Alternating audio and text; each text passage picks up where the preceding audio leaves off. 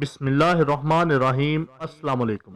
حضرت جابر بن عبداللہ انصاری رضی اللہ عنہ بیان کرتے ہیں کہ ہم رسول اللہ صلی اللہ علیہ وسلم کی خدمت میں تھے کہ اچانک ایک آدمی آیا، اس کے پاس انڈے کے برابر سونا تھا۔ کہنے لگا، اے اللہ کے رسول، مجھے یہ ایک کان سے ملا ہے، آپ اسے لے لیجئے، یہ صدقہ ہے، میرے پاس اس کے علاوہ اور کچھ نہیں ہے۔ رسول اللہ صلی اللہ علیہ وسلم نے اس سے منہ پھیر لیا، وہ آپ کے دائیں جانب سے آیا اور پہلے کی طرح کہا۔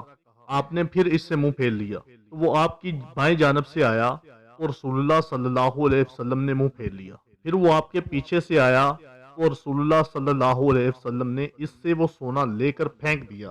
اگر وہ اسے لگتا تو اس سے اس کو چوٹ لگتی، بلکہ وہ اسے زخمی کر دیتا۔ تب رسول اللہ صلی اللہ علیہ وسلم نے فرمایا، تم میں سے کوئی اپنا سب مال لے کر آ جاتا ہے اور کہتا ہے یہ صدقہ ہے، پھر لوگوں سے مانگنے بیٹھ جاتا ہے۔ بہترین صدقہ وہی ہے جو اپنی ضرورت پوری کرنے کے بعد دیا جائے۔